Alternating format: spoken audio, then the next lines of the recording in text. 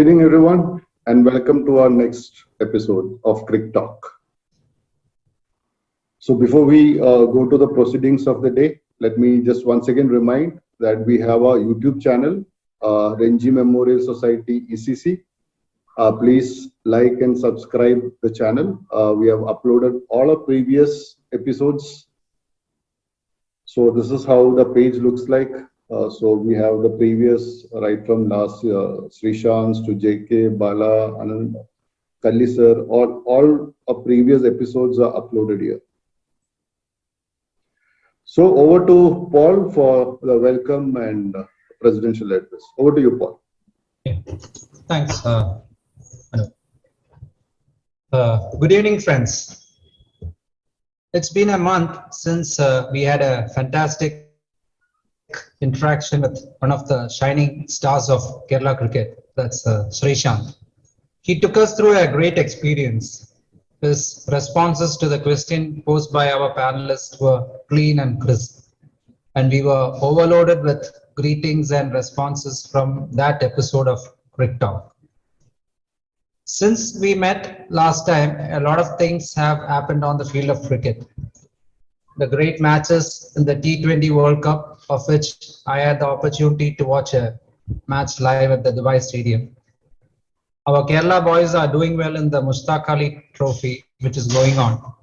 And I hear that the district level cricket is going to start soon. So cricket season is on full gear this month. Today is the 6th episode of Crick Talk, and we are proud to present the former all-rounder and Kerala Renji captain, and who is currently a director in KCA and overlooking the game operation, and a person whose friends used to call him Pataudi, and the main speaker for tonight, Mr. S. Ramesh. On behalf of RMECC, I would like to welcome you, sir, to Crick Talks. Thank you. Welcome, Mr. Ramesh. Thank you. As the panelist, we have the former Kerala opening batsman, Mr. V.A. Jagdish. Let me welcome you to Crick Talks. The other panelist is the former Kerala off-spinner and middle-order batsman, Mr. S. Santosh. A warm welcome to you, sir. Thank you. To introduce our main speaker, we have our own executive member of RMECC, Mr. Jaychand Pachakil, who is a global trade management consultant based in Dubai and formerly of the IRS. Let me welcome you, Jay, to Crick Talks. I would like to welcome academies, district association members, current players, and the cricket-loving audience who have assembled here today. Today we will be highlighting the Go Getters Academy based in Kannur, which will be shown after the Q&A session.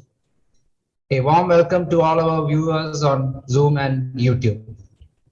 So let's sit back and get ready for yet another session. Over to you, Anup.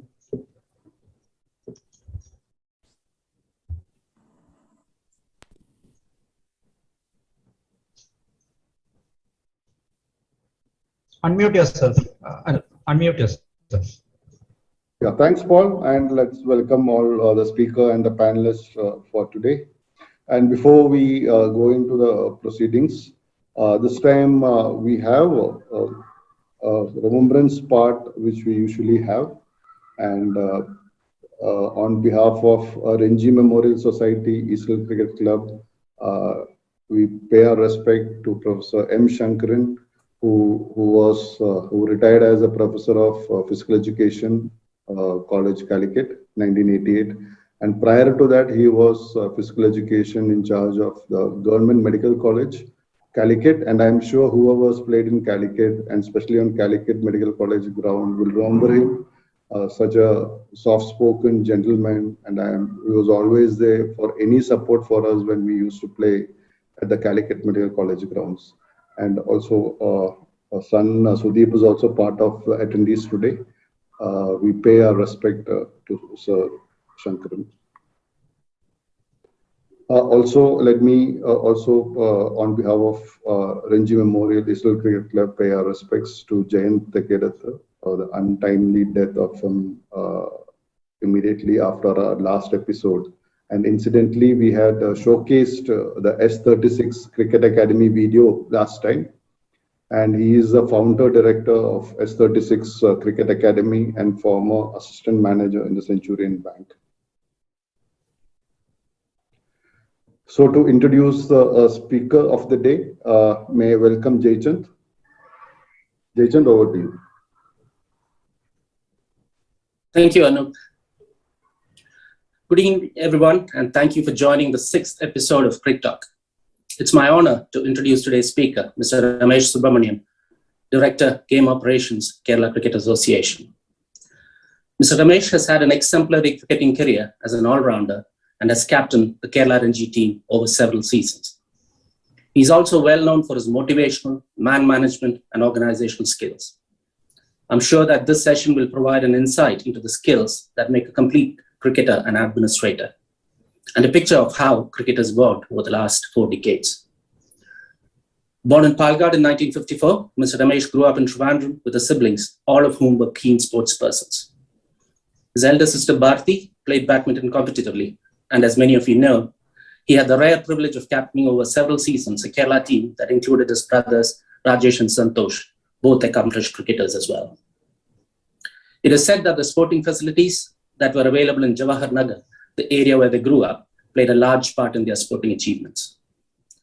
Youngsters must note that Mr. Ramesh holds a degree in engineering and a master's degree in business administration, proving that sports and academic achievements can go hand in hand. Mr. Ramesh introduced several emerging concepts into Kerala cricket. At a time when professional cricket was unknown in Kerala, he convinced Keltron, a government-owned company, to adopt the idea of a team with gust players, thereby enabling several players to play cricket competitively at a time when such opportunities were rare. Much before many of us had heard about sledging, he instilled in Kerala cricketers the self-belief to counter aggression with aggression, leading to several successes for a team formerly known to be meek and submissive. He introduced the idea of team meetings into Kerala cricket and forced new entrants and youngsters to speak their minds, building confidence, personal bonding, and a strong team spirit. He's also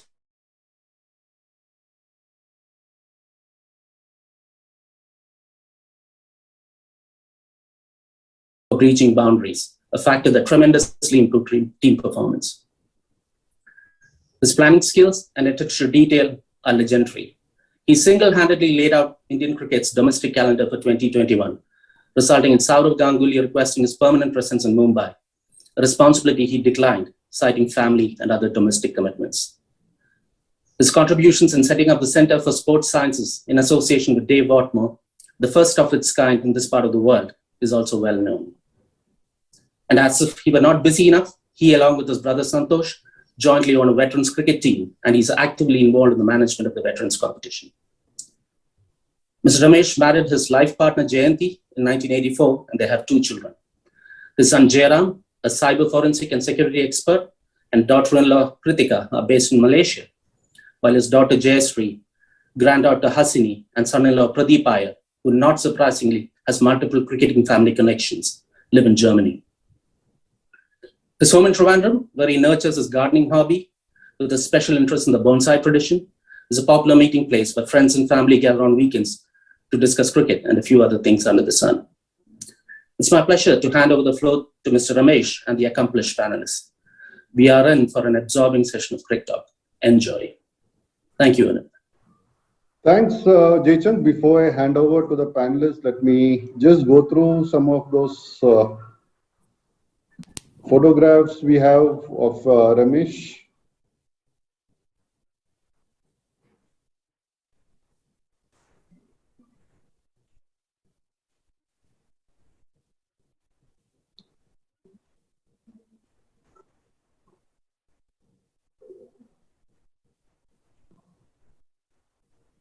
Better half. And the famous 3 brothers, and on behalf of RMECC, again, we pay our respect to Rajesh, who personally, for me also, we were very close. We have interacted many a times during many of the matches as players and also as coach and managers of different teams. We miss him. I'm sure wherever he is part of this webinar. The family.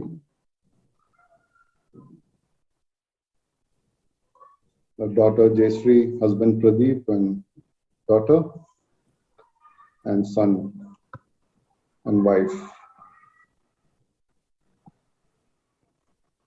So with this, let me hand over today's proceedings to start to our panelists, Santosh and Jagdish. So we have three captains, two on the panelists and one speaker. So over to the captains. Thank you, Jaychand.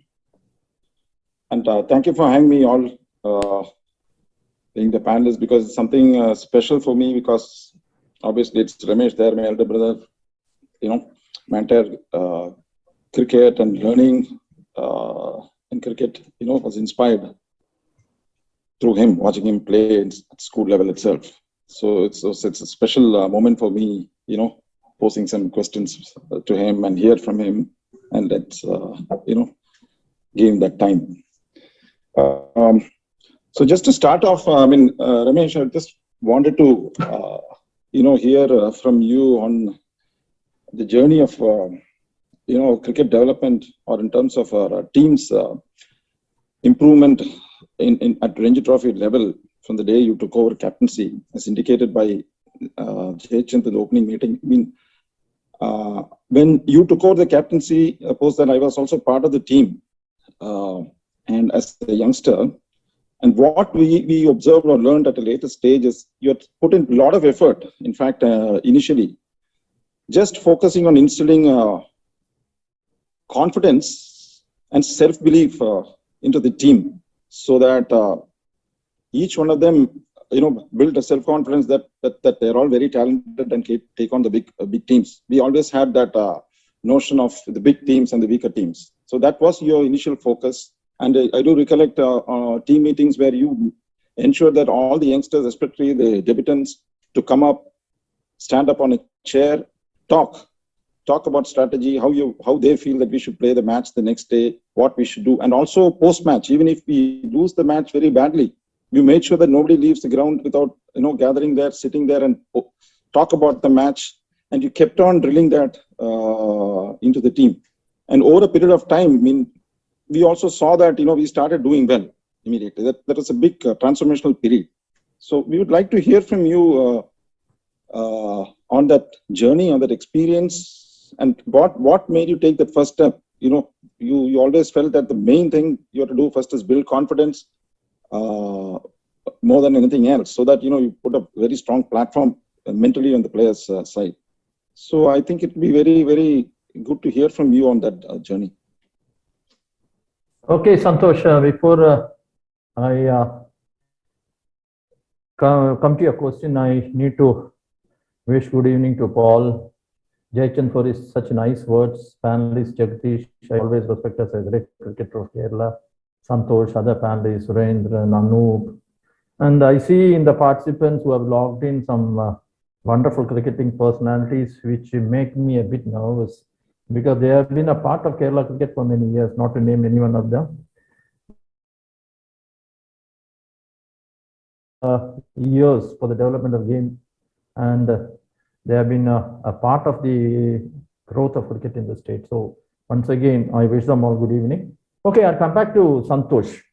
That's a question I need to answer, because I need to tell you about the background from which I came to play cricket. I know JK is there with me, he's my first captain in Ranji Trophy. I started playing in the age of 14, and 69 I played schools, 70 I played schools. And we had a cricketing hero. Of course, it was JK, who was touring UK. We could see his photos. We have heard of him. We have not seen much of him. Not even maybe in Tripunthra once I've seen him. A flamboyant cricketer. Every youngster would like to copy. Such a wonderful cricketer. And we all saw that, and cricket taught to me as a fascination. And then maybe opportunities came. There's not much opportunity in Kerala those days. It's the late 60s, 69, 70.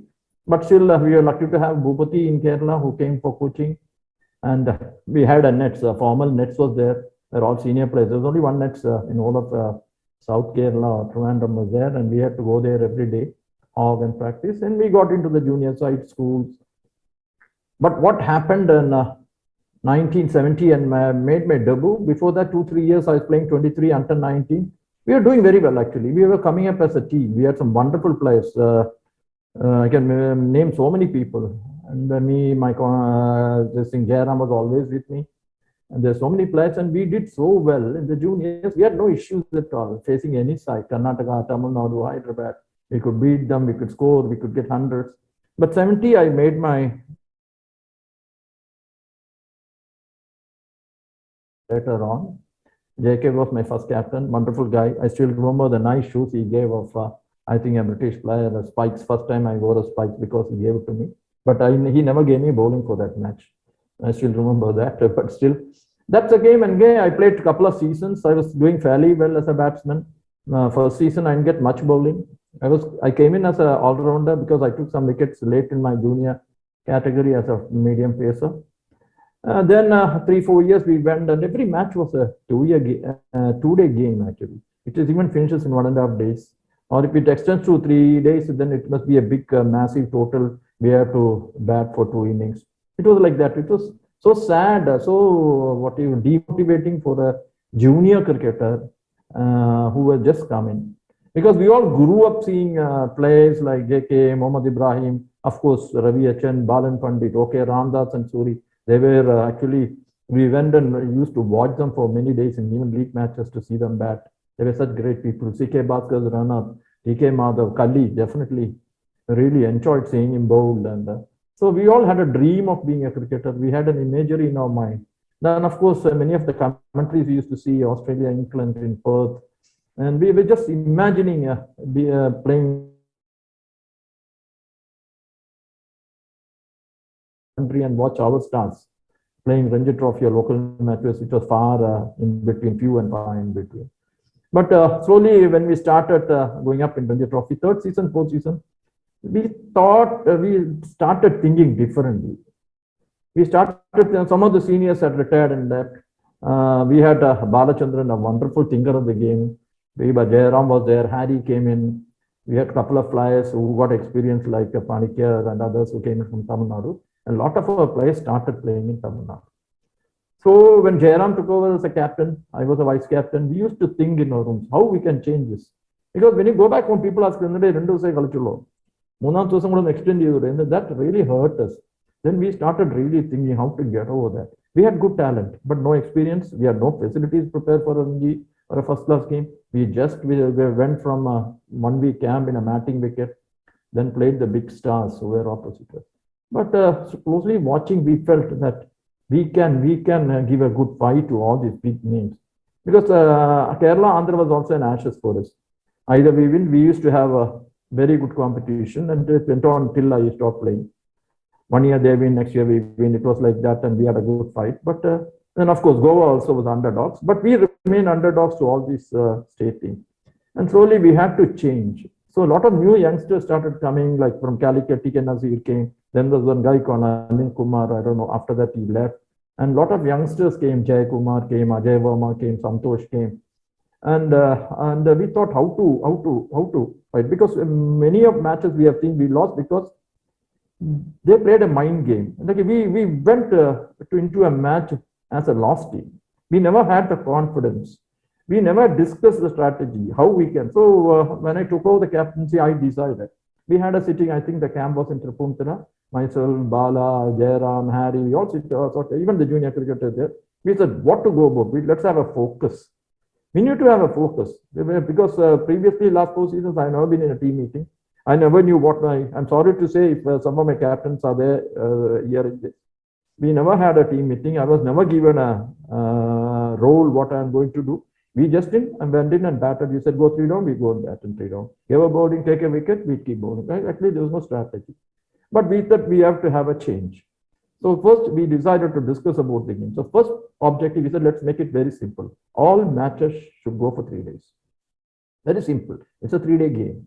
All matches should go for 3 days. We should never lose outright to any team. We had that resources, we had that kind of players. We had many players who played in Tamil Nadu. We discussed how to go about. That was very simple. Simple answer came from the youngsters. Score 320 runs, 350 runs in the first innings. The game is through. It's a draw. We are not going to lose outright.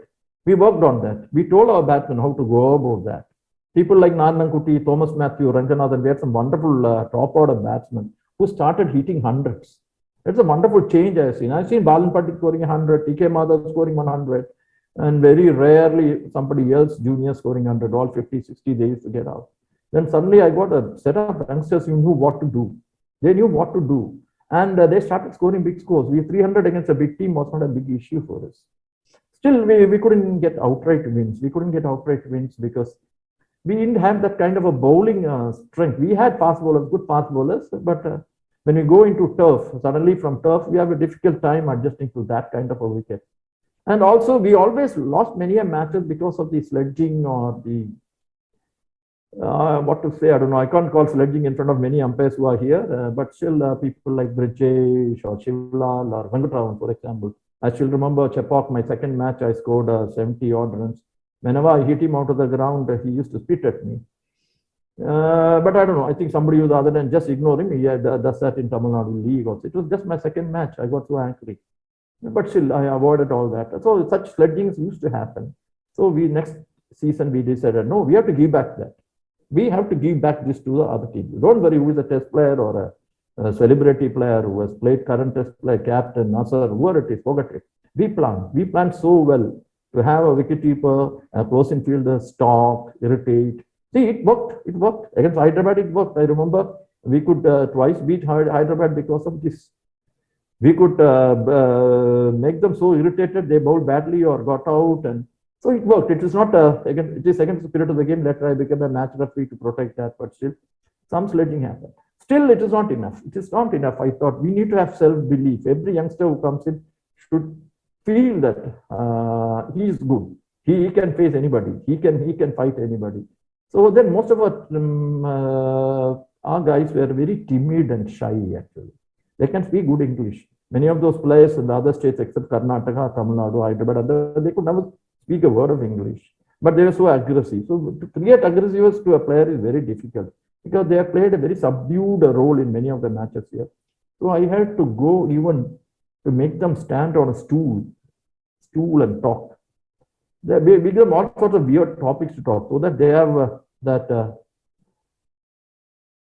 they lose all their restrictions and they come out, and maybe within one season we could develop a good team who could communicate so well. Communication happened so well. The team started and we being a unit, and every match, even we win or lose, we used to discuss what are the shortcomings, who can improve, who cannot improve, who can change the rule, and many of the suggestions started coming from the youngsters.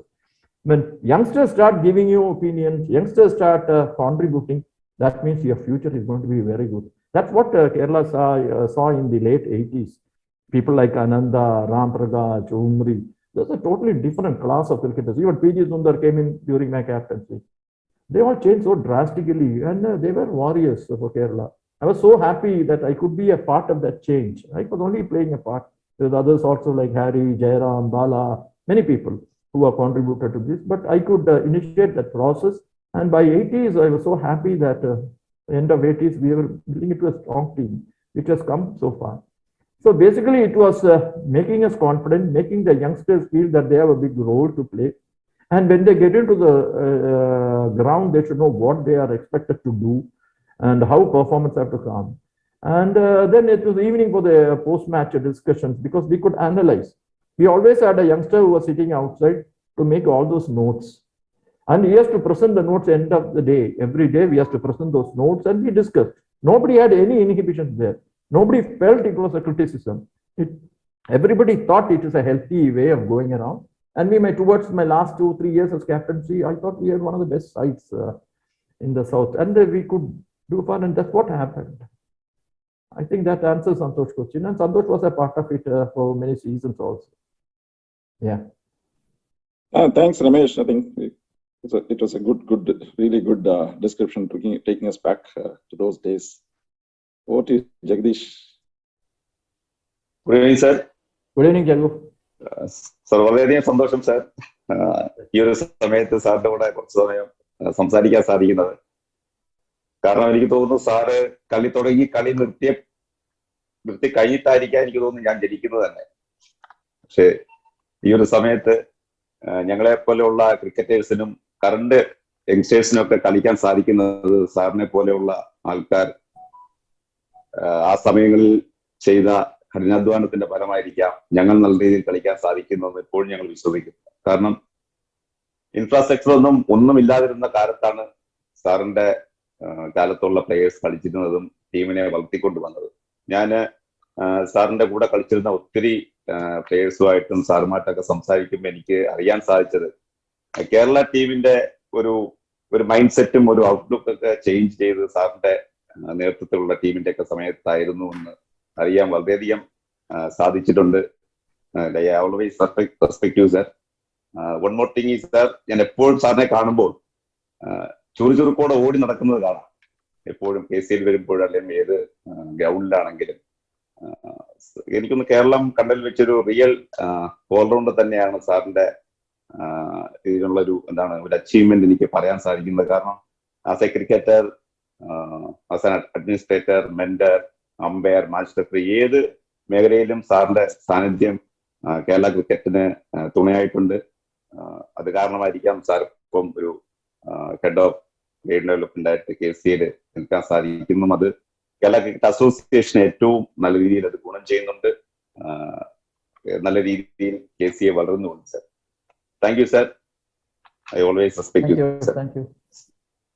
Sir, എനിക്ക് ഒരു കാര്യം അറിയേണ്ടത് sir. Sir, may be useful to know the journey of Kerala Cricket Association over the last few years and ahead in the terms of initiative to develop the standard of the game, especially the standard in cricket in Kerala has gone a long way in recent years compared to 70s and 80s. Sir, what do you see the key factor which contributed? Okay, Jagdish, thanks for the nice words again. Yeah, what may motivate one to run around and be energetic and do things is because the good results that come out of this. See, when I came into KCA as an office an administrator or an official, what kept on pushing me is the way you all performed. You went into the India side, got runs, and it all motivated us to do better, to give better facilities, better things for you people like Jagdish and Sanju and Zaifi and all those people, because we are doing pride.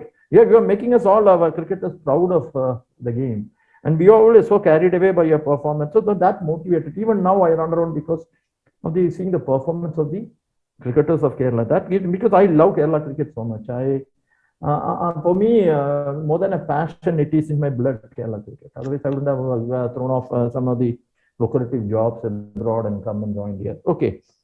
Cricket development, you are asking how it has developed.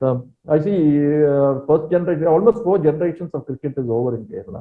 If you see the evolution, cricket vanna mazhiyal nokkumbonenkil anjamathe generation aanu ipo kalikkunna. I have been a part of 4 generations. First generation I don't know, but definitely it started from I think definitely Balan Pandit, legendary coach we had, who also was doing so well for Mumbai, and he came giving up all that to play cricket for Kerala and develop youngsters. I'm sure JK is one of those prodigal cricketers he has brought up. And Central Kerala, he was looking after youngsters, and we had Bhupati. But we had only a few nets, infrastructure illa, we are not matching wickets, there was no good coaching, absolutely no infrastructure, all made up grounds. Just before Ranji Trophy, we get a good ground.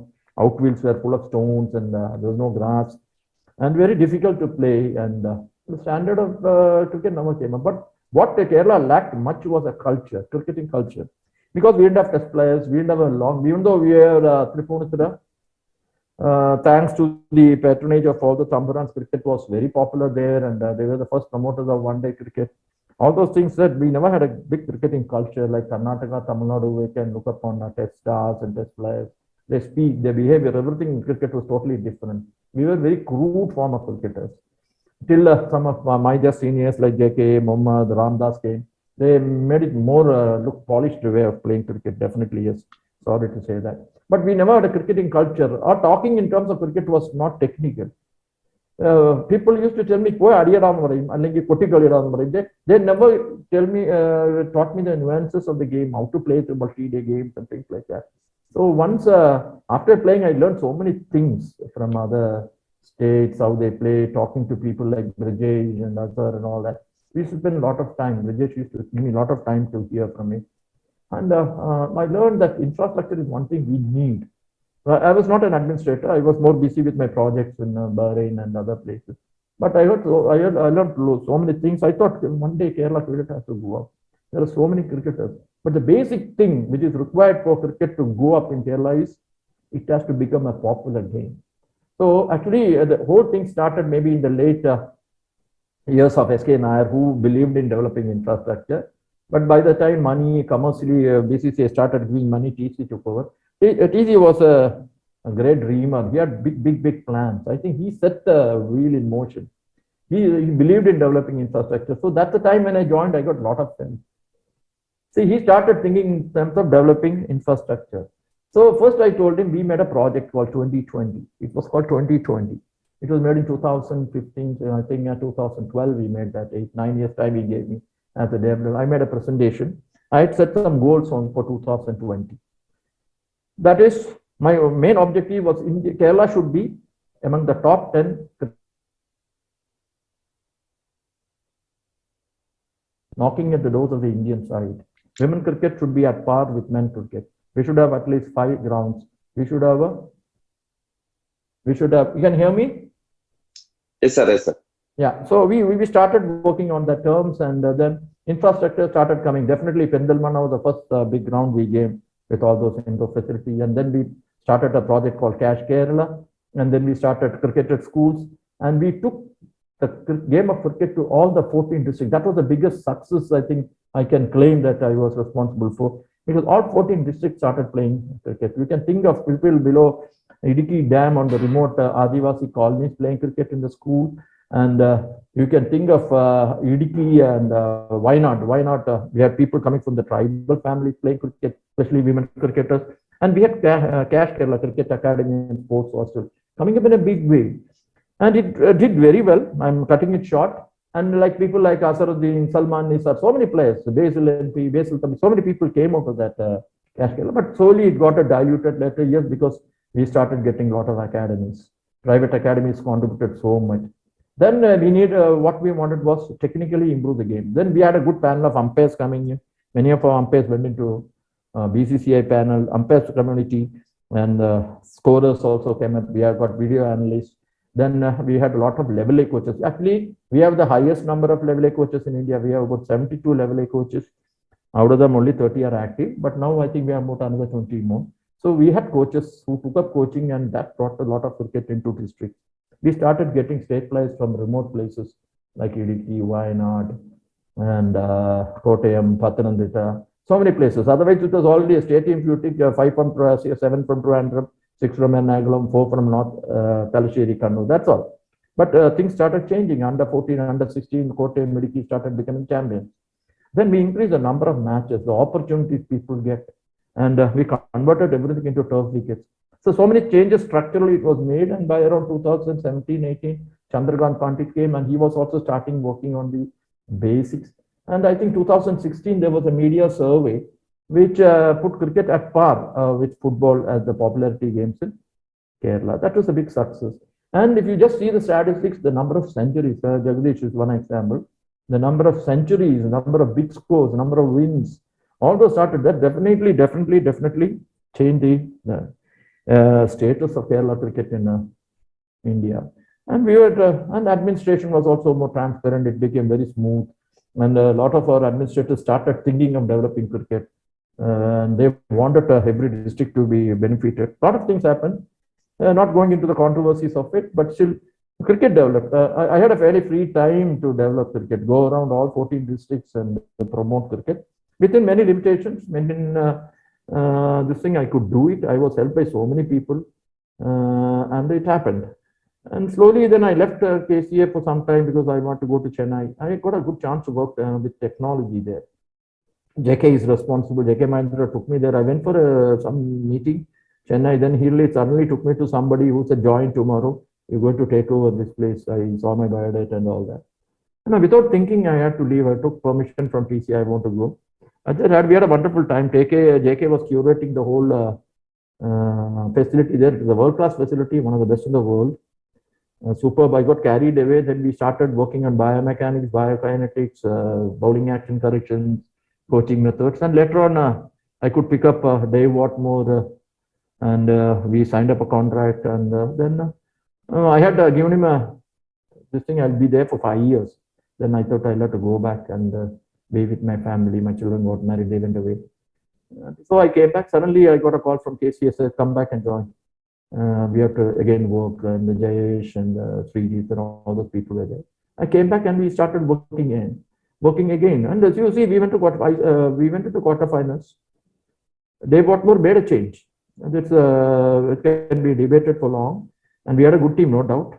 And we took a couple of guest players so that we could balance. Because if we play in the elite only, our players can perform, get noticed. Being in the plate or lower groups, nobody gets noticed. Getting 100 in elite is something different. So we wanted to go into elite. There was a debate on getting guest players, but we got a couple of guest players who helped us to go there. They could mentor many of our youngsters, and Dave Watmore helped us a lot. Semi-finals, we reached semi-finals. Next year, it was not a good season for us. It happens. But after that, COVID came, and we were 2020, we were pushed back. But if I go through the goals and objectives set by KCA for cricket development, we had touched almost 80% of the goals. And the cricket started growing, and cricket is a popular game. It is a professional game. We are among the top, I can proudly say we are among the top 10 in the shorter formats. And of course, we are in the top maybe 15 or 16 in Ranji Trophy or multi-day matches. We have some wonderful players, and we are going to see more youngsters coming up in the next few years. And the cricket is on the right track for Kerala. The attitude and the support we get from KCA officials is also good. I won't say very good, but good. Yeah. Thank you, sir. Thank you. Yeah, Ramesh, it was interesting to hear, there are a lot you covered. In fact, when we are, talking in the beginning, we are talking about self-confidence, building, bringing a cultural change, mindset. Those are very, very important elements. Of course, coaching, techniques, strategy, those are equally important. But mindset, especially with different formats of the game now coming in.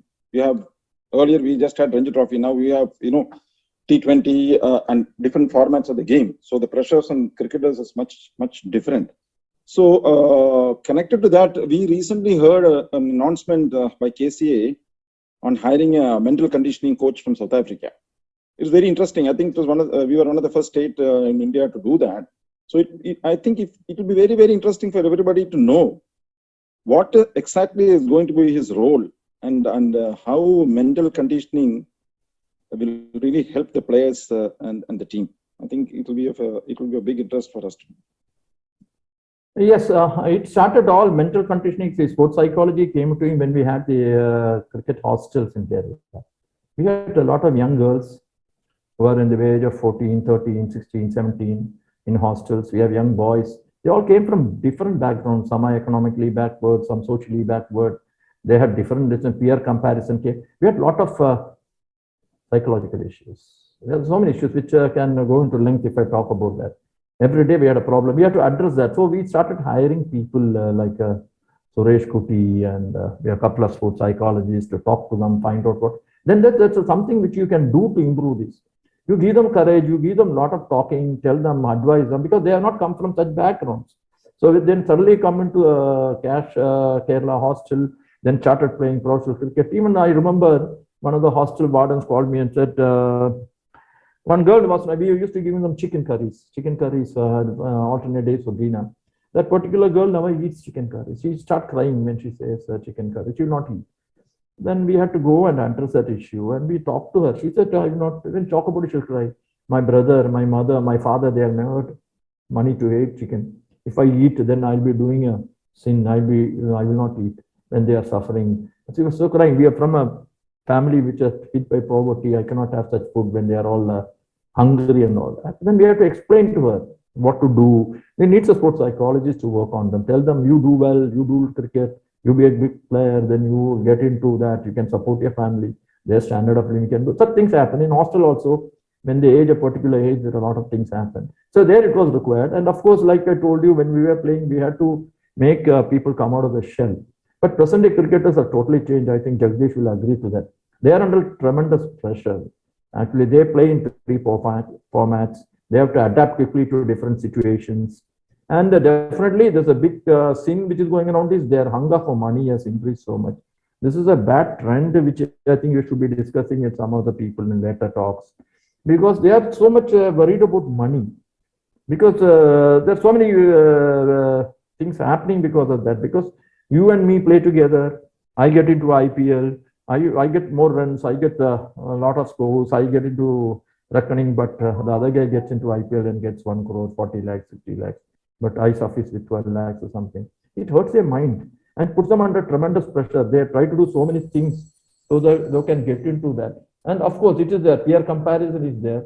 And also the workloads have increased. The coaches demand so many things. And so the people have to be mentally conditioned, because the pressure to perform is so high. The pressure to score runs, pressure to take wickets, pressure to win, that plays into the mind of the cricketers. And our mind is a very difficult thing to handle when you're under pressure. They have to be stress-free to play cricket. They go into bat, take the guard, they have to be stress-free. They have to imagine things. So many techniques former cricketers have talked about it.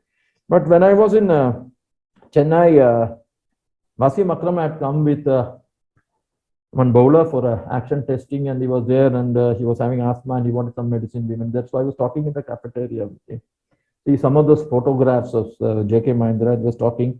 So I was asking how Pakistan produces so many wonderful fast bowlers, and they're very tough. And he said, what sort of conditioning do you do? He said, they come naturally to them.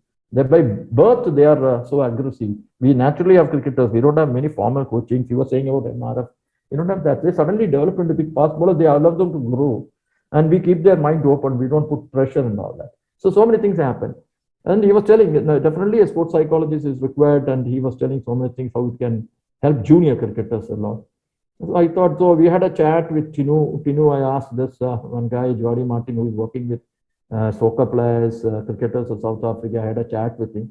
He said he can do so many things. So we thought we'll give a try. So we had 2 sessions with him in group sessions. And our captain Sanju was impressed. Robin also said it's good for players, especially during the quarantine when they are alone in the room, and then they miss their families for so many days together. And something you can talk. And they also have problems, like they want to consult with somebody. They will never consult with a co-player or other players. So there will be some they can trust and talk to them. So Jody created a platform for that. He has a software also which he gave us free of cost. I told him, 1 year we'll try. We'll work out. If it works out, the communication is a big problem because he can speak only English. So senior team could adjust. So already 5 sessions have gone, 5 or 6 sessions have gone. And there are 1-to-1 sessions players can choose. And they have been working, and the feedback I got from some of the players is that they feel really relaxed after a session with him. And they feel reassured after the sessions, and they feel it's benefiting them so much. I think that's we are trying on that. That is one area which is developing fast in sports. Yeah. Thanks, Ramesh. Very interesting. Yeah. Jaggu. Sir, with the advent of T20 format, what's its influence on present day cricket players in terms of the technique and approach to the game? So that is the new type of shots being commonly used, the variations used by bowlers. Already the workload will be high, and their mind also should be ready for adapting to different formats quickly. So whether players can manage this, or do we need different scores for different formats to allow players adequate rest? What do you feel, sir? Yeah, I've touched many of these topics when we have discussed last few questions, answered last few questions. But I really recall in Jawaharlal where we were playing in a ground. Every day evening we have either a sevens football going on, or during a season, if Ranji all that, we play cricket. And we had a player called Kannan. He was a short stretch at about 4.5 feet high. And we used to play, and he used to play 360-degree strokes. He used to hold the bat differently, hit you all around the ground. I was playing Ranji Trophy that time. I used to bowl, he could reverse sweep, he could hit over the keeper's head. He would do all sorts of things. He was a wonderful cricketer. Lucky those days T20 was not there, and he was such a wonderful fielder also. He could hit the wicket from any angle. So they were born cricketers. Okay, coming to T20 format, I have not played that much. Maybe in some tournaments we have 30-over matches and all that. T20 format is going to stay, and it is going to be shorter in the coming years. T10 is getting popular. ICC has already recognized T10. People want quick results. They want to have excitement. They are not worried about techniques. They are not worried about the orthodox cricket or contemporary cricket and things like that. They want results. They're not bothered about single celebrities. They want, like what we are discussing before the start of the session, what Stoinis and Wade did. I switched off, but I missed a big session, how Australia could win that match against Pakistan. So T20 is really taking a format of the techniques of the game. The last 3 years, the stroke making is totally different. I don't know, Jagadish used to play reverse sweep, I don't know. Or I have heard Rohan Kanai of West Indies hooking behind the wicket keeper. I've heard of it, I have not seen. But nowadays, I saw that replay, Stoinis or Wade hitting a ball. The second to last six he hit was above the keeper's head.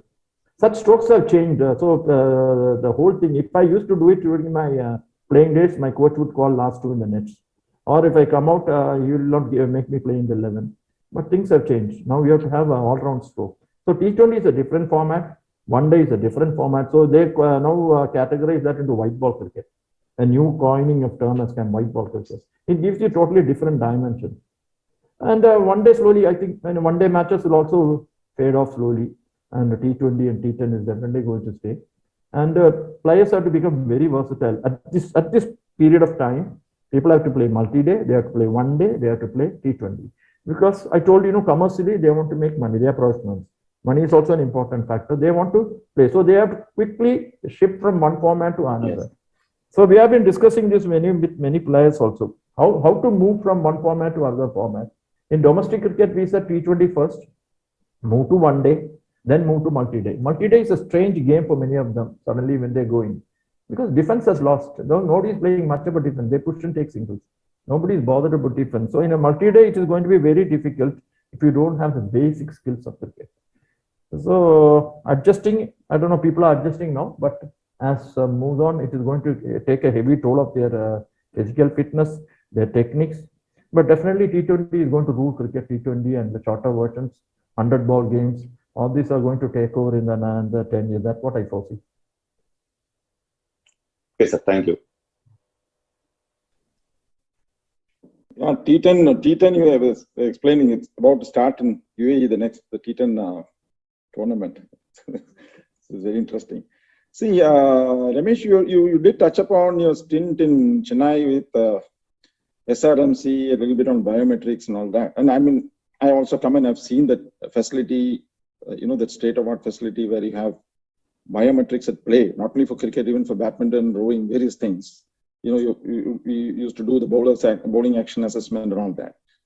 Because biometrics now has started playing a big role. Okay, not only cricket, for every other sport. So generally, in your view and for our general awareness, I mean, can you try to explain, now getting a little bit into the technical area, how does biometric really help a cricketer to improve his game? Or how does it help the coaches, to really coach better? And do we really use biometrics in Kerala cricket in development? And today, even for a coach to become level 3, if I understand, you need skill set and sort of certifications in biometrics. So it's playing a big role now. Can you touch upon that? Explain how really it helps a player, coach, from a broader perspective. Yeah, it's Santosh. It is too technical, but I can explain. To a good athlete, biomechanics is in good shape. A good athlete is biomechanics. If you measure or check or create this thing diagram, he will have a perfect balance. He'll have a perfect load transfer. He'll have less injuries. So you just get an idea what is biomechanics. A good athlete is have a good biomechanical movements. Biomechanics is biology and mechanics. I am a student of mechanics because I have worked many years in design. I've been in mechanical engineer working on designs. I have designed. So mechanics is a big part. It deals with the motions. It deals with creating force. It deals with transfer of load and things like that. So our body is like a machine. Our body is like a machine. So the cricket has come to so much of sophistication. Cricket actually, football, golf, tennis, they are far ahead. Basketball. They all started with basketball in the US. From there, the biomechanics originated. Australians and South Africans are best in this biomechanics. It's biomechanics and it deals with motion, becomes biokinetics. Kinetics will deal with motions. So you have to measure your. So what it is useful, definitely Indian coaches in level 3, they have to go through the biomechanics. They deal with biomechanics. It helps them to find out how weight transfer takes place. When a bowler runs up to the wicket, he goes up, lands on his foot, and delivers the ball. There's a whole lot of loads going on from the leg to the shoulder to the twisting. All this creates space. So if you study why Andy Roberts could bowl at 140, 150 effortlessly, then you have to go through his biomechanics. Then you will see they have created protocols, they have created models. From there you can see how he runs, how he does not lose his momentum, how the momentum force, the force he has created from his smooth run-up is transferred into the ball in his action. It's all is measured with a software, and they have got sensors fixed into the body. And this helps a coach to find out how he can improve, because marginal differences create a top player and the ordinary player. Marginal differences. You bowl at 125, you work with a good coach on biomechanics, you can go up to 135, 140. These marginal differences. So biomechanics helps that way. When I went over there, already everything was set up. When JK took me there and showed me all those things, I was really interested because that was my field. So I could learn a lot of things from those doctors and biomechanics people who worked. One guy was there from West Indies who taught me, and it was my field, so I could quickly understand those things. So biomechanics is very important for present-day cricketers. It's very important in the sense of managing your injury. Why some people keep on getting hamstring injury? Why some people always have shoulder problem? Biomechanics helps. There's what is called a dynamometer, which helps you to find out how each muscle is loaded, and why particular muscles get injured, because it's loaded or stressed more. Then they see how that, why, because a small correction in his landing, in his foot movement, or in his upper body transfers will relieve him of his injury.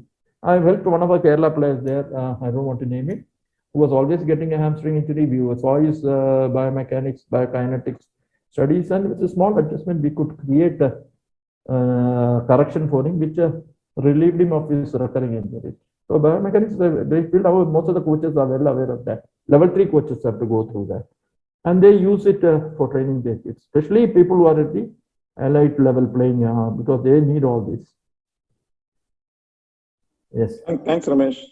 Thanks. Very, very useful information also. Yeah, Jagu. Okay, sir. So during our earlier days, the number of qualified cricket coaches in Kerala was just a handful. So currently, academies have sprung up in every nook and corner with lots of coaches. So what is your view on the quality of coaching and coaches today? And do KCA put effort in development of coaches, including supporting budding coaches to get certified? Jagdish, are you a level A coach? Yes, sir. Yes, good. We have the largest number of coaches in Kerala. We have almost 75 coaches. That's when I joined, I wanted many of the cricketers to take up coaching, because cricketers can not only be a good coach, they can be a good mentor. So they should also know the coaching is easy. Cricketers can learn it fast. So like Jagdish, Refi, many of them have taken level A coaching. Tinu is in level 2 now. We have only 2 level 3 coaches, Jayakumar and Viju George. But we need more level 3 coaches. We are trying, because BCCI only does this program and they have a quota. So it does not come quite often. But people like Balachandran, they're all level A coaches who have been doing a wonderful job. We have about 67, I think 70 or odd coaches. Out of that, about 40 or 50 are active. And there are level low coaches. We do our own program every year and have a level low accreditation. And we develop coaches. They are all working. They are all having a earning because of running academies. Academies are contributing a lot. For example, Trichure has 3 academies. 3 academies doing very well, and they're bringing a lot of cricketers. Ernakulam has a lot of academies. Now academies have indoor facility, they have ground, they have turf wickets, they have latest equipments, everything. So the quality of cricket, the quality of coaching has improved to a certain extent. But that is basically for the youngsters who are just in the process of learning skills, developing skills, and going into the junior level cricket. As it goes up, when you are an under 19, wanting to play for India, going to higher levels, you need to have expert coaching. That quality of coaching we have very difficult. We have only a handful of coaches who can do that. We are trying to get in coaches, and when the Chandrakant Pandit helped us a lot. He was working on some coaches. Balachandran, when he was with HPC, is doing now. Tino is working on that. Tino in HPC, we couldn't get going because of the COVID last 2 years. HPC, we are going to have a different program for all coaches so that continuous development of coaches happen. We have done a curriculum for that, but it will it should get going maybe this year end or next year, so that all these coaches come to HPC and update and upskill their capability, so that we can improve the quality of coaching. Yes, quality of coaching is not up to the desired level of what we would really like to do, especially for the senior teams and the under 25s and 90s. We need some experienced coaches, the likes of Jayakumar, Bala, and others. They were really experienced, because there are small things we have to spot quickly. Say a small thing which has to be identified quickly, because people after 90 will not change. I've seen a good cricketer in Kerala. He was, I saw him holding a bat. This is just example I thought I should share. He was holding a bat. He had a grip, and saw the senior coach of the team telling him, your grip, I think you have to slightly change so that you don't go too across and get out LPW to incoming ball and all that. Then I said, we had different plans to do that, and he did that. Okay, he did that. Then after some time, in some other event, some other incident, I saw him with another coach. He was back to his old hand. Then slowly I went and asked him, the grip മാറ്റിയോ എന്ന്. Sir രക്ഷപ്പെടണമെങ്കിൽ ഇങ്ങേര് പറഞ്ഞ grip ഇങ്ങേർക്ക് പിടിക്കും, അങ്ങേര് പറഞ്ഞ grip അങ്ങേർക്ക് പിടിക്കും. But he's still scoring runs and getting into teams. See, so this technically they don't have faith in that coach, or maybe they feel they have to survive with this. But there are technically small differences which only experienced coaches like Bala or Jayakumar, and only we have very few people there. But for basic coaching and up to junior level, okay, we have level 2 coaches. And Tino is doing a wonderful job. He's also working on extra skills, and Tino in HPC is doing. But still, we have to have some more expert coaches from outside. I believe in that, but my funds and get is not allowing me that after what more. But I think that is one area we lack. If we want to really produce cricketers, we need a good mentor coach. Mentor coach is a former player with good coaching skills, so that he gets into the player and develops him. Many of the other states like Karnataka, why they keep on producing wonderful cricketers? They have players who are coaches. They have been working for many years. They know what to do, how to correct, and they mentally and skillfully do that. We are a bit back on that, and we are trying to improve. I think in the next few years we should be reaching there. Yes, sir. Thank you. Anup, I think it's almost 8. Can we get into the rapid fire? I think we'll take one question from Santosh and then Then get into it. Okay. Okay, Ramesh, just quickly, you've been very closely associated with Kerala cricket, different parts of Kerala, different cricketers of different generation, quite continuously. It's still going on. Now, specifically, I want to touch upon Kozhikode cricket in Kozhikode.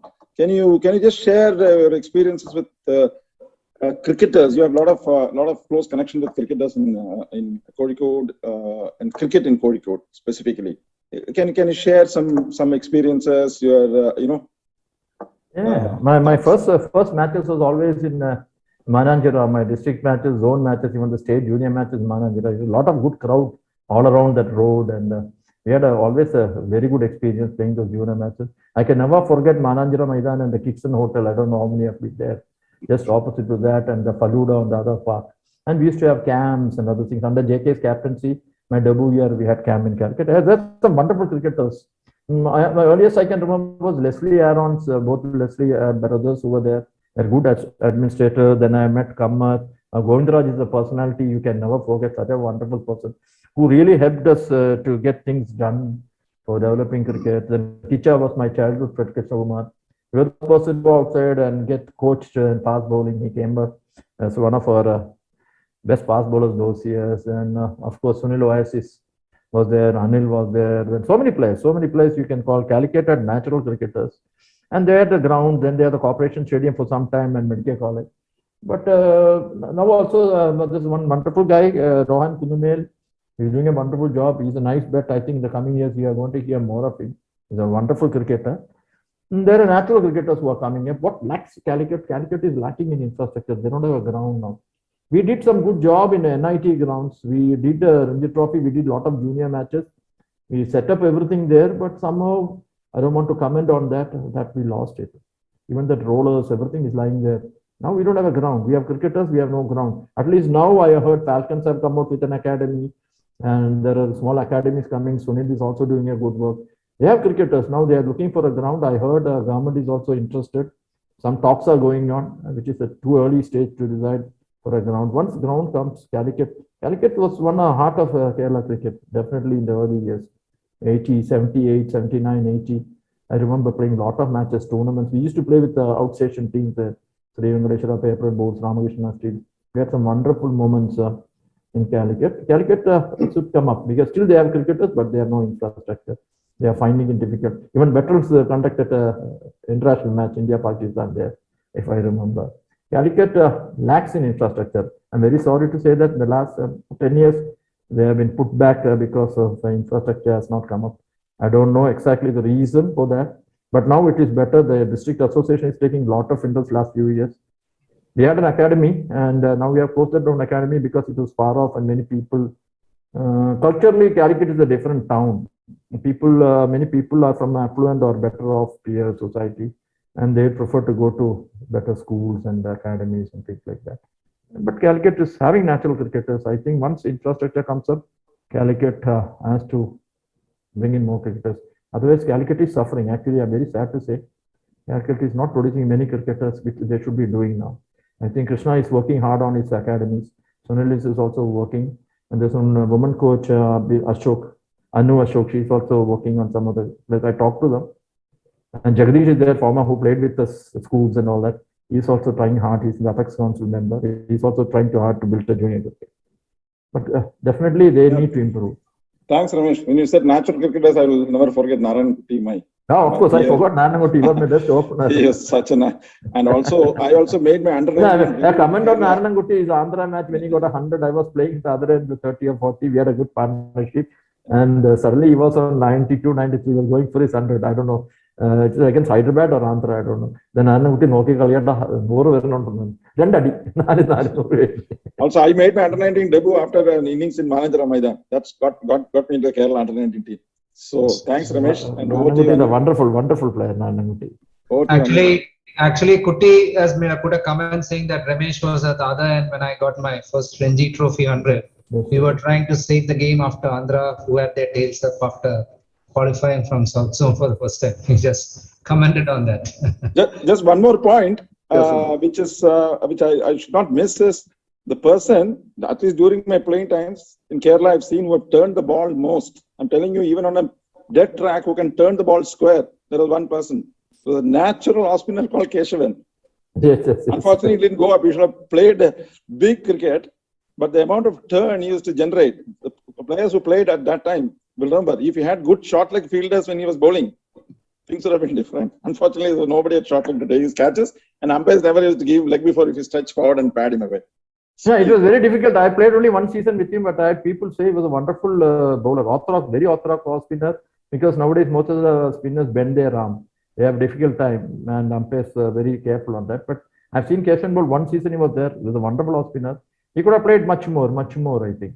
But I don't know, suddenly he stopped and went into banking, and that he was also in Governor for some time, enjoying our company as a bank manager in one of our branches.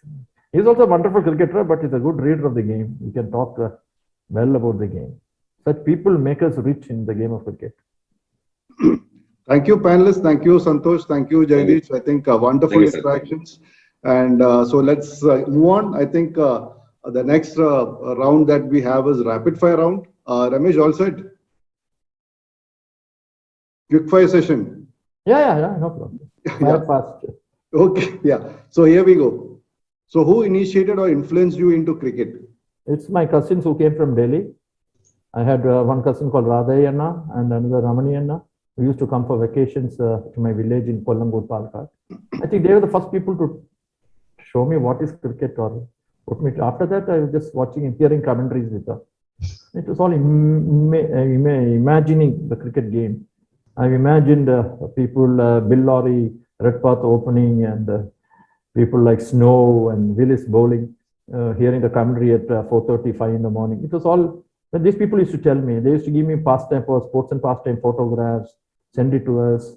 Then later on, when I moved, they all moved off. They were in Delhi. I came to Trivandrum, and maybe that's the first instance I think I learned from my cousins in Delhi.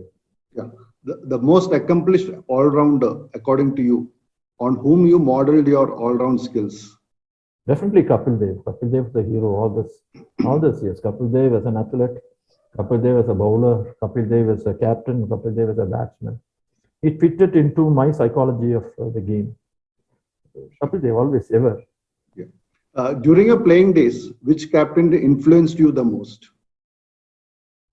Kerala captain? Yeah. Kerala captain, of course, JK. JK was a good mentor.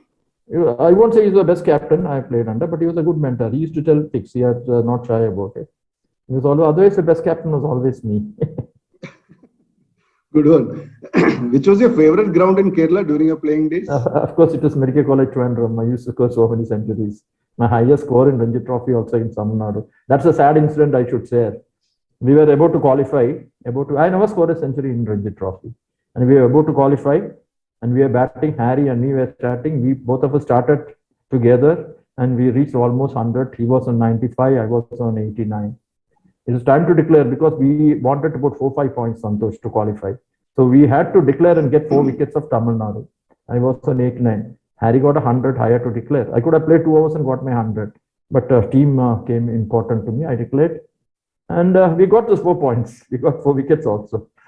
And but still we didn't qualify because Tamil Nadu, our next Karnataka match, we didn't get a first innings lead. Otherwise, we would have qualified. And Medical College always was the best ground for me, matting, but. Yeah, sure. The best batsman and a bowler you played against or with during your playing With days? of course Jairam. There's nobody to beat Jairam because I was with him. I've seen him hit hundreds in one season against all teams. Such a wonderful thing. And as a bowler, Ananta Padmanabhan. I just played with me for 2 seasons. I just saw him for 1 season when he took 5 wickets against Karnataka. I think Anil Kumble bowled that match, and he also bowled that match at Raichur. I was the captain. He was far better.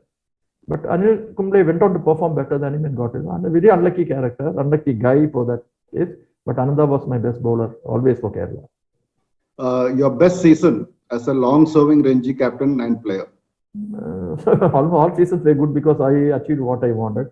But I think 87, 88 was one of the best seasons. We could get first innings lead against many of the teams. And Bellary, me, Santosh and Rajesh together got more than 300 runs in a match, 350 runs.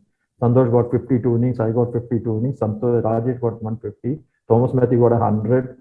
And Ajay Verma bowled 2 big bouncers to Vishy, and one bouncer really, I tell you about this, really unsettled him. When Vishy came to bat, I told Ajay Verma, Kuttaram.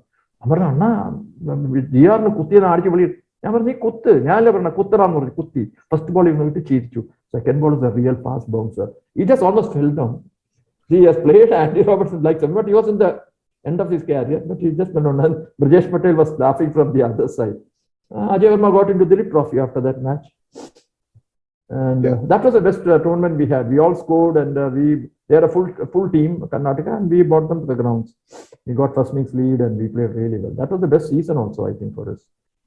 Yeah, a batter with whom you enjoyed batting in Ranji matches? Jairam only, of course. We had he used to come. I used to go either 1 down, 2 down initially, but later on, Jairam established himself as a 2 down batsman. I used to come 4 or 5, and we were always there to 5 down or 6 down, and we had many good partnerships. Many good partnerships. He made batting easy for me. Yeah.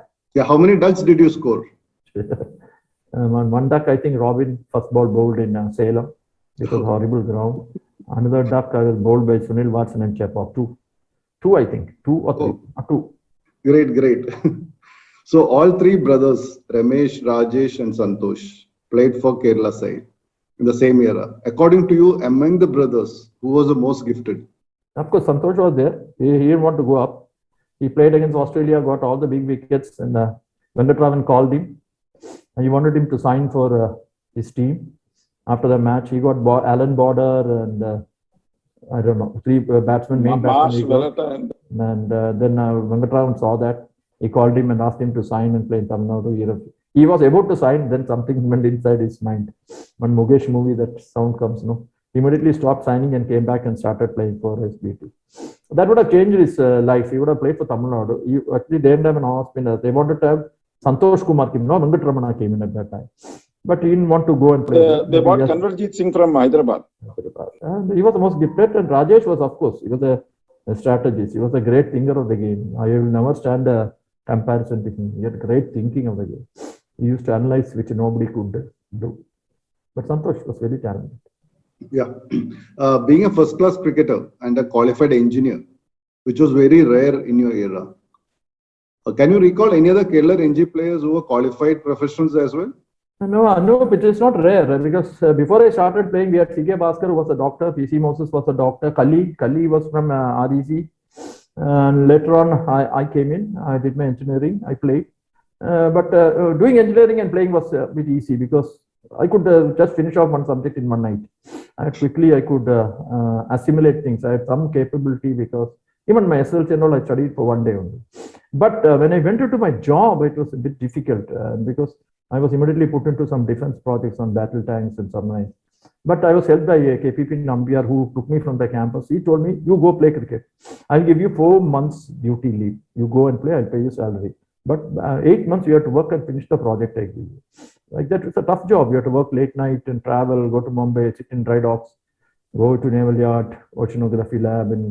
But for 8 years, I did that. And he was very helpful, very, very helpful that way. So I could play. And I did my MBA also that time. But academics and cricket used to, but we didn't have so much load, no? He used to play a few matches compared to all these players. They have played only few matches, 3-4 months. Nowadays, it is difficult because you have to keep on writing semester exams. Then you have what supplies coming, and then season also extends for 8 months, 9 months. But those days it could be happening. There are a lot of good cricketers. Anil Kumble, Srijan, Venkatraman was an engineer. E.S. Prasanna was an engineer. There's so many people. Kerala also had many engineers playing. Anil was, I think, an engineer. Many people are there who have done professional. It is easy. Unless you're good in academics, game can go. Many doctors have also played. Yeah. I think it is not a big thing. You can do it. Yeah. One cricketing incident you would like to forget? Cricketing incident, my debut, I would like to forget. JK, if he's here, he'll hear me. He was captaincy. I played my first big game in Chikmagalur against Karnataka. Roger Binney was making his debut with Sanjay Desai. Kerala won the toss. We chose to field. I don't know why. Because I'd come fresh from a good session with juniors doing very well as a bowler and a batsman, big scores and a lot of wickets. They started batting. I remember Chinnaswamy was there, shaking hands with all the players, and I was nearby when he was wishing Roger Binney, Sanjay, get double hundreds. Boys, he said. I heard that. They started batting. They batted for one full day. They scored 400 odd runs. It's a world record. Sanjay scored 230 something. Roger 240 for no loss declared. I must have run. Somebody in some of my friends told me, because youngsters have to field outfield only. We have to be in the third man, long off, mid off. So for 1.5 days, almost running. It's a wonderful baptism by fire, but I really want to forget that match. I even asked JK to give me bowling, and next match he gave me bowling. I took a couple of wickets also. But that incident I really want to forget because I never saw a wicket fall on my debut. Sure. So in your assessment, in how many years do you think Kerala may win the finals of a Ranji Trophy? We almost reached there. One small mistake from our side, not mistake, error in judgment would cost us a match against Gujarat at Wayanad. We could have won. We were in top form that time. We quarterfinals, it was not an accident. Next year we reached semi-finals.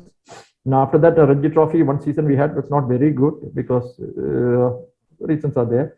Then after that, Ranji Trophy has happened. This year it's going to happen. Then we can take an audit of that. But another 5 years term, I see winning Ranji Trophy is not that difficult because we have seen Rajasthan win, we have seen Railways win. Those days it was not like that. Bombay keeps on winning. Once in a while, Tamil Nadu, Karnataka wins. But now it is not like that. Any team can. Gujarat has won. So you play well and you can win. You plan well, you can win. You have the right mix of players, you can win. And that will happen. And the next 5 years, at least if we don't win, we'll be in the top 4, semi like that.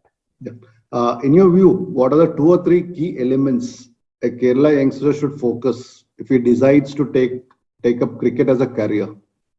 Cricket as a career and cricket as a profession. It's also a profession now, not a Yeah. career and a profession, because he can earn money as a cricketer. So he needs to first, as a young guy, work on his skills, basic skills, very important. 2-3 years, he has to work on his skills, and fitness goes hand in hand. Then he has to be with a good mentor. It need not be a good coach. He should be. I've seen many youngsters falling in wrong hands. Maybe his father or her father trying to coach and do things which are wrong for the player. So what he does at early is you have a good technical skill building with a good coach. There are coaches who can do skill development. There are basic coaches who can build your skills. Then you have to work on your fitness right from, because nowadays, our days, we used to play all sports.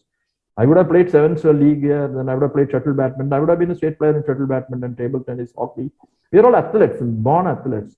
But nowadays it is all fixed, specialized. Father or parent goes and puts him in a cricket school, he's there in cricket school. He only plays cricket. That affects your fitness and athleticism a lot. You should play all games. You should be a street smart guy and build on your skills and then work on your strengths and fitness and things like that. And after a certain age, when you start performing and doing things, go to a good mentor. Be with the right mentor. Mentoring is very, very, very important. If you are with a wrong mentor, you are finished. If you are with a good mentor, you go up.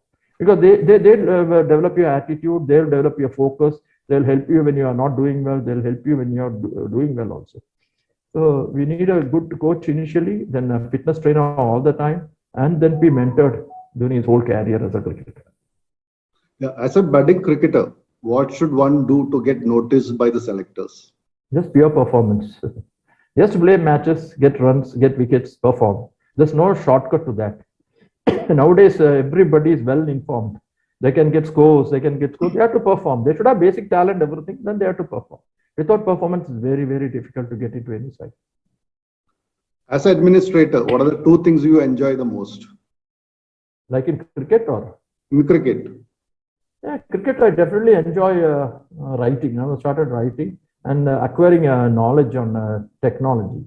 I work on technology. I want developing bat speed, measuring bat speed and the dynamics of bat, all those things. I read a lot and also started writing a bit on cricket. Otherwise, I don't like to watch the game much because you become critical many times. And watch my favorite players score runs. Read, not watch. I don't watch really. I like to read Sanju Samson getting 100 or Ron Rudnimel getting 100 or people performing. I really love that. Okay. So last 2 questions away from, say, bit away from cricket. If you were to write a book on your illustrious cricket career, what would be the title of the book?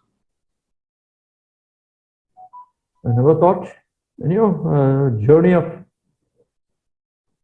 cricket in Kerala, journey of my journey with cricket in Kerala. That's the only thing I can write, nothing else. Okay. So one last question, a song which always stuck into your head. Many songs. I started singing off late. Yeah, I like many of those Hindi girls. Especially Darbari Kannada is my favorite. Abhi na jao chod kar ke dil abhi bhara nahi. That's all. Oh, thank you very much. Thank you. Thank you. Yeah. So let's move on. Let me thank you all the panelists. We have finished our rapid round and our next webinar. This is going to be interesting. I think we are moving slightly away from our usual topics. This time it's going to be on umpiring. And we are going to get the best of the umpires from Kerala and the referees. So everyone can look forward for the session to learn more about the rules, the newer interpretations, and also how to take up a career in umpiring or as a match referee. So this is going to be very exciting. So you will hear more from us very soon. So Paul, can you take up the questions? Yeah, we'll take a few Q&As. Yeah. So this is from Sunil Ayasis. He's saying, for the cricketers from Kerala, job opportunities are very less in Kerala. TNC gave opportunities for Kerala players in the past, and now getting a job in Chennai become tough for upcoming players. Is that possible for KCA to go and talk to corporates in Kerala and bring a culture what Tamil Nadu is having? I feel if it works out, our Kerala cricket also improves and a lot of young players in Kerala become secure too. I think in the remote future, it is not possible. Kerala corporates, I don't think, maybe government also is not interested much in cricket. They are more into athletics and football and other things. Maybe SBT was doing it. Now they have stopped. Only AGS office is taking place. We don't have that corporate culture coming. I don't foresee anything because of the cricketers take a lot of time playing. In Tamil Nadu, they have that structure like that. Many of the corporates have clubs playing Education League. They are stakeholders in the Tamil Nadu Cricket Association, and they are all together. They are voters in that, and they maintain that club for many years. And they have a brand created through the cricketers. In Kerala, we have not created any brand through cricketers. Maybe FPT for some time. So it is not going to happen in the near future. I'm very sure of that. Maybe I don't know. Maybe Muthoot we tried with a lot of people. Maybe they have give a contract, make them play a few seasons, and then send them off. Nobody is ready to give a job. You have tried and failed. But definitely, I don't think like those days, a cricket player needs to have a successful cricketer, needs to have a job. You can make a good fortune playing good cricket. But those who don't reach that top, they need to work on other avenues in cricket. They have to take up umpiring, they have to take up coaching. They can be video analysts, they can be trainers. Because a cricket team which has 15 players has got 7 support staff. A coach, assistant coach, a bowling coach, a batting coach, a trainer, a physiotherapist, a video analyst, a masher. What else you want? And the administrative manager. So there are opportunities for people who are interested, definitely. And your life as a cricketer lasts many years nowadays, because once you stop playing your first class or competitive cricket in India, then there are opportunities which is going to come in the near future, like T10, T20s with abroad, many places. You can go and play, make money. It is going to be a big game. It's going to be a big game. And soon the whole scenario of cricket is going to change in India. Just watch. It is going to be a money game. Once, if I feel that I should not be touching the topping, if betting and other things become legal, then it is going to be a big game. Right? And everybody is going, they're not worried about age and other things. You can keep playing at different levels. Jagu can play another 10 years. Right. Thank you. Thank you. Yeah. Yes, you were touching upon injuries for players, and some players they get injuries quite often. Does KCA has a injury management and rehabilitation plan? Yes, we are working on that because injury is hitting us very badly. I told you, we are into quarterfinals on 16th. Robin had to leave because of hamstring injury. He got it in IPL. Asif had a hamstring. I think he's recovering. He's under rehabilitation. And many cricketers, under 23 cricketers, we have 3 injuries. One guy in under 19, our main bowler had an injury. So it is happening all over the country. So injury management, we have a high performance center where Tinu is working on that. We have tie-ups with a couple of hospitals, sportsmen specialists also. Basically, many people are having injuries because of wrong training methods. And some people hide niggles so that they can play with those small injuries and get aggravated. So these things are being interested. You must have heard of the yo-yo test and other things which is happening now. So even at the start of this thing, we do a yo-yo test. We have a benchmark on fitness, and then we look up at injuries, and then we have a plan. Now NCA is taking up that in a big way. So any state cricketer who is injured, he can go to NCA and do his rehab. And we have also tied up with local hospitals. We are trying, but still we are not overcome that challenge. We still have injuries.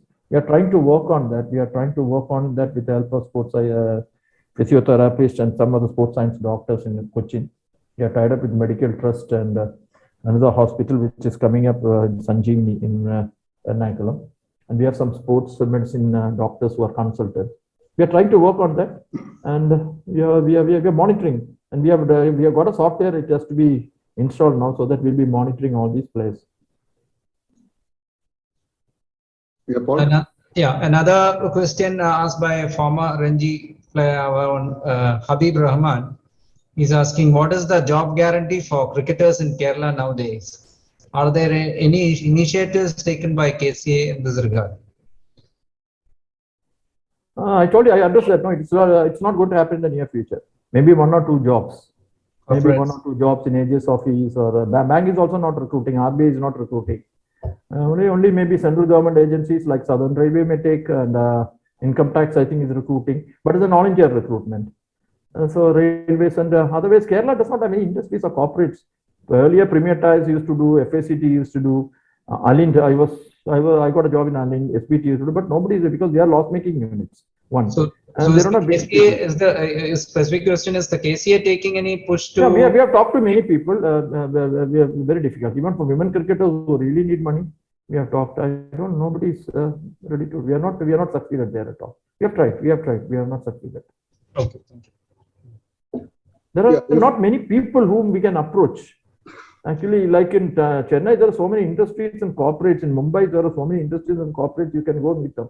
Tell me 5 people. Software companies will not take you, because they don't have that kind of a slot. Only public sector undertakings or big industries can have people who can be idling and playing cricket.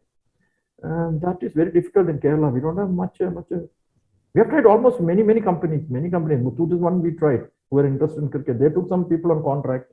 After that, they lost interest. Okay. How are the Kerala girls doing? Kerala is one of the best. We were the national champions in under 23. We are on the top elite. We are really doing well. But biggest problem we had is we'll connect it to the job. Because Kerala women, they are doing really well. They were very good. Until year before last year, we were very good. We have 4-5 good players. What they do, Southern Railway give them a job. Like Asha, who was almost in the Indian side, South Central Railway gave her a job and she's moved. Now she's not in the railways team. They're not allowing her to play for Kerala. Then we have Shani T, who was a very good player. She was given a job and she was taken to railways. They did not give her a NOC. She's also not in the team. We lost her. So we have lost 4-5 cricketers like that to railways, but they don't find a regular place in railways. And so whatever cricketers we are producing, they're getting a job. We can't prevent that because that's their future. But Kerala is producing a lot of women cricketers. We are under 16. We have a very good bunch of girls coming up.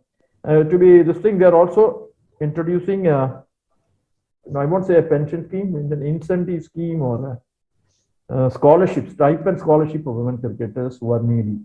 It will come in the maybe in 2-3 months. All those cricketers who have played senior and junior for state, who are in need of money, they'll get a monthly stipend. It can be, it's not finalized. We are given a proposal. It has to be approved.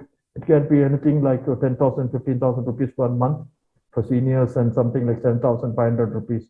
So that no, it helps them to play cricket. It helps them to have nutrition. It helps them to move around. Things like that. It is that concept has been accepted, and KCA management has to work that out. And definitely it is going to come. At least 30-40 cricketers will be benefited till they get into a job or till they continue playing. Once they stop playing, we won't be able to keep them. VG Raghunath is asking, since hi Ramesh, since you have emphasized the importance of T20 nowadays, I feel an IPL team from Kerala may help our youngsters to experience the international coaching and administration. Can KCA do something on that? KCA cannot do anything on that. IPL is a prerogative of BCCI, and it's essential. Already 2 teams have been added. I think there's no more space for IPL team in the near future, at least 3-4 years, adding 2 more teams. Maybe it will happen. I don't think there's any other chance. But we are also creating a space now in Kerala. We are having a club championship where clubs are involved. We got a sponsor for 10 years. We had a wonderful tournament. I don't know whether you have seen that live streaming in TV, which came, and it was really good. About 10 clubs participated. Women also, we have a ping tournament. It's also sponsored by one company for 10 years. And slowly that is catching up with the live streaming of that. There are some wrong ends to that also, because it is live. Things may happen elsewhere. But we are careful with anti-corruption officers and people around watching. Till now, but in Andhra and Tamil Nadu, Karnataka also it happened, there are big problems. But last 2 years, we did very well. It was very popular, and we got a lot of new players into the state senior team. So it is going to happen. So I think commercially, this being a hit, even small companies want to contribute because they get a branding there. So I think in the next few years, Dream 11 is one of our sponsors. Dream 11 and others are coming in a big way. And I think Kerala, in every district, there may be a Premier League coming up soon. There's a Big Bash coming up somewhere now. But we are not allowing that. But once BCCI gives permission, it will be a big game. So every player can play. Like you have heard of tennis ball cricket happening.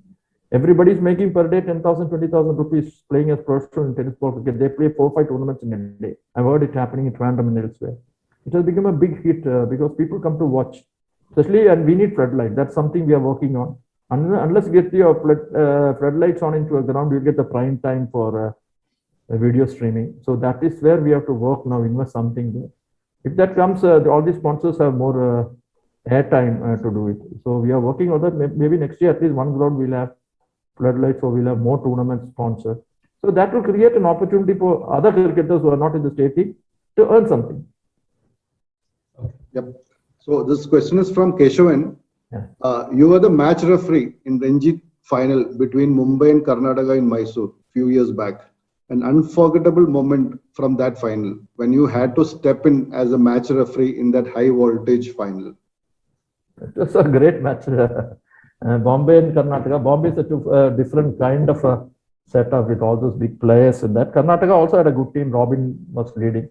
Agarkar was leading for Mumbai. We had a team meeting. It was every day was an incident. Every day I had a lot of hearing happening, briefing, reprimands, penalties, so many things every day. Every day I would spend 2 hours. We had some 2 good umpires, Vijay Hazare and Saheba, and Shiva Ravi as the match referee. Third umpire with me.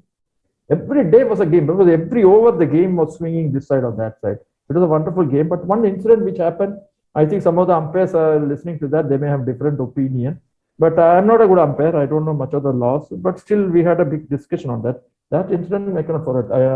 That match, Agarkar got suspended, and Robin had a penalty, and wicketkeeper also had a penalty. That incident happened. Many of all the umpires must have seen that videos. That was an incident which I can take some time to that, and I think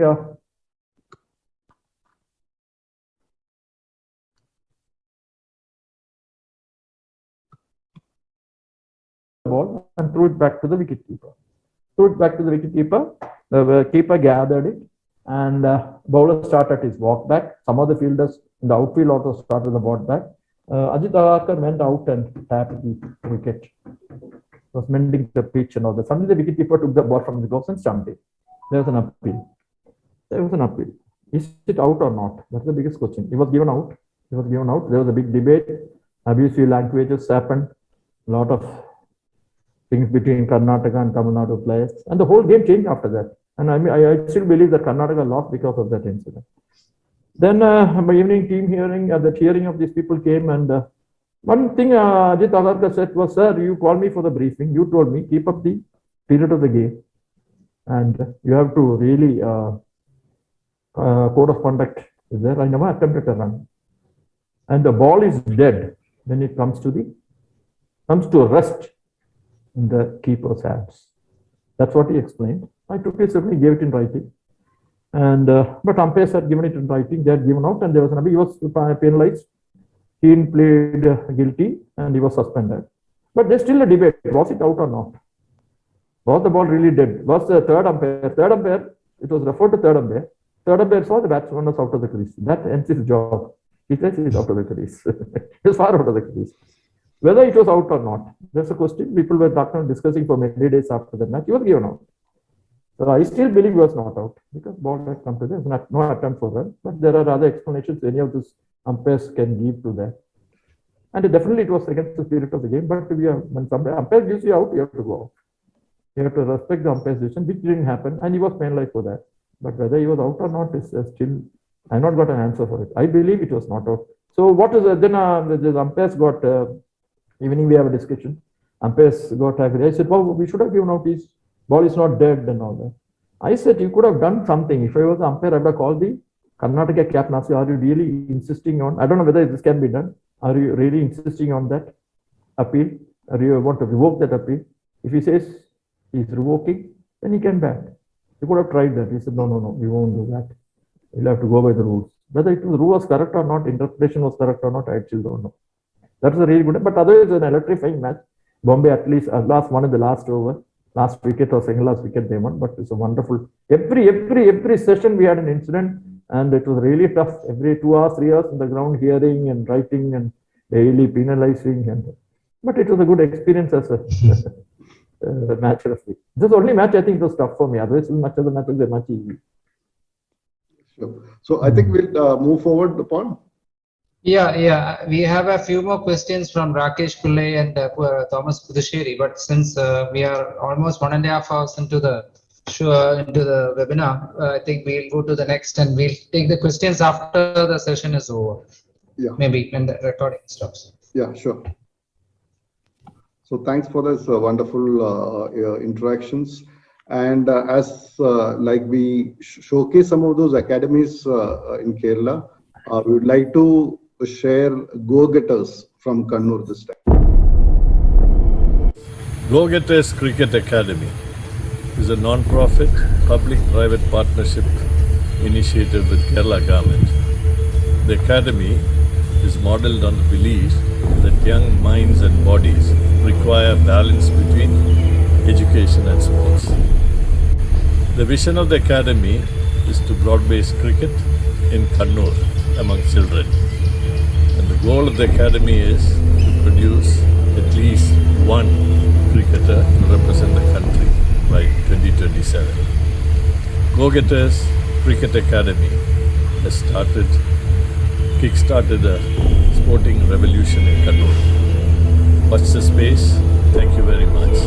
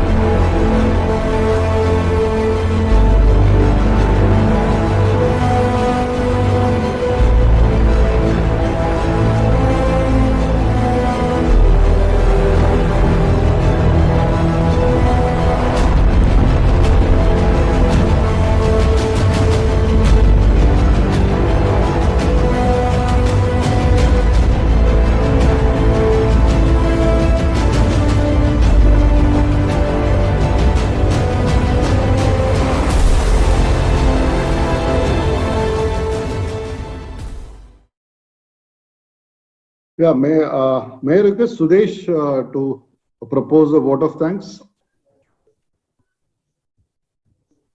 Yeah, am I audible? Yeah, sure. Sudesh, go ahead.